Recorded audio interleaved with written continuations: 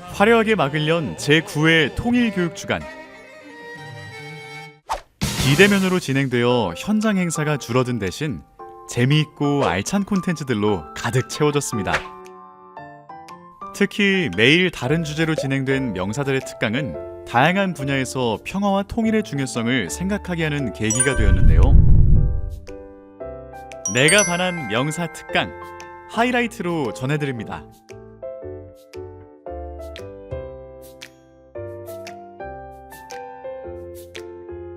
안녕하세요. 저는 변호인 그리고 강철비 1, 2를 연출한 양우석이라고 합니다. 강철비 1에서는 이제 전쟁, 북한의 정권이 붕괴될 수도 있다. 쿠데타나 뭐 이런 걸 통해서 그걸 이제 잠깐 담고 그거로 인한 이제 전쟁 가능성 위기. 강철비 2는 강철비 1에 이제 저는 개인적으로 부르는 게 이제 상호보완적 속편이라고 불러요. 평화체제로 가기 위해서는 뭐 어떤 과정이 있을 수 있고 어떠한 주변국들의 이해관계가 달려 있는지를 강철비 2에 담으려고 노력을 했고요. 많은 분들이 이제 궁금해 하실 거예요. 강철비 1에서는 정우성이란 배우분이 북한군 장교로 나왔는데 어떻게 2편에서는 대통령으로 나오고 저한테 물으시는 분이 많은데 사실 일부러 그랬어요. 이제 사실 남과 북이 바뀐다 한들 지금 한반도에서 가장 중요한 영향력을 끼치는 이제 두 나라가 미국하고 중국이다.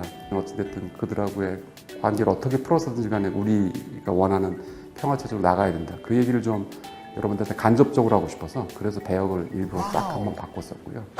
강철비 1, 2에서 1, 2를 만들면서 이제 또 제가 얘기하고 싶었던 건 이거였어요.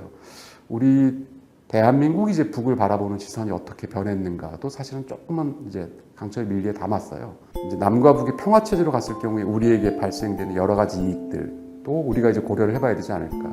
정서적으로 통일을 해야 될 대상 뭐 이런 식이 아니고 대한민국의 국익을 위해서는 북한을 어떻게 바라보고 어떻게 북한과 관계 설정을 하는 것이 국가의 이익에 가장 도움이 될까 이런 식으로 좀 바라봐야 될 때도 이제는 오지 않았나 생각이 좀 들어요. 거기서부터 평화체제와 그다음에 통일로 갈 수 있는 이제 발걸음이 시작되지 않을까 생각합니다.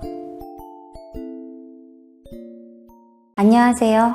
가야금 연주자 문양숙입니다. 1974년 일본 나라현에서 태어나 고등학교까지 일본에서 졸업한 제일교포 3세입니다.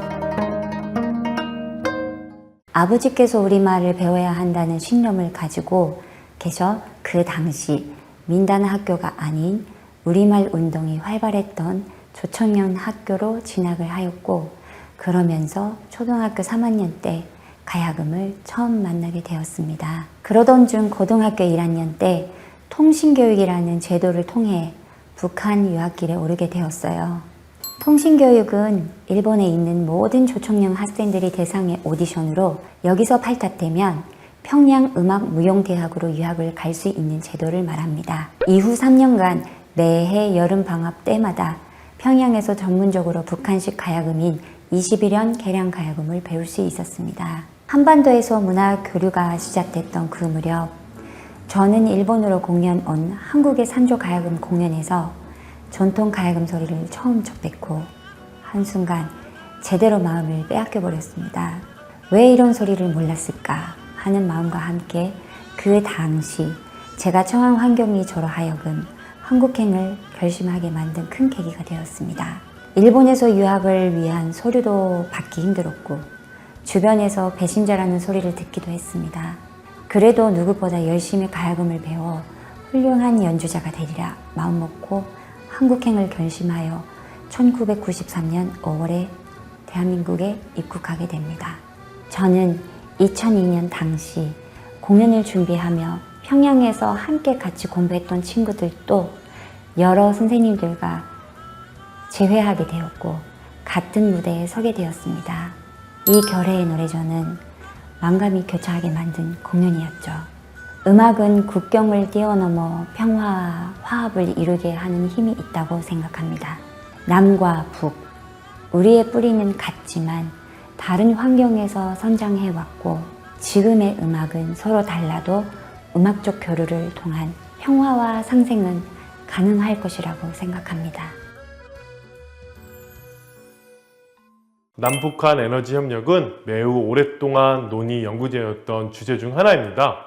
북한의 경제난과 에너지 부족 문제를 한반도 비핵화 및 에너지 협력을 통해 평화 유지 체계를 구축하겠다는 기본 목표 아래 관련 사업들이 추진된 바 있습니다.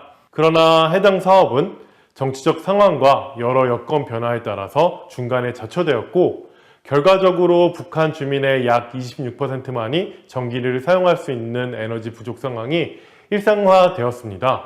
VOA에 따르면 현재 북한의 전력 생산량은 249억 킬로와트아워로 남한 전력량의 4%에 지나지 않습니다. 많이 열악하고 어려운 상황이라 말할 수 있습니다. 우리는 지리적 상황에 따라 사실상 섬의 형태로 고립되어 있다고 볼 수 있습니다. 반대로 북한과의 협력에 따라 섬이 아닌 거대한 대륙의 일원으로 연결될 가능성이 있다고도 볼 수 있을 것 같습니다.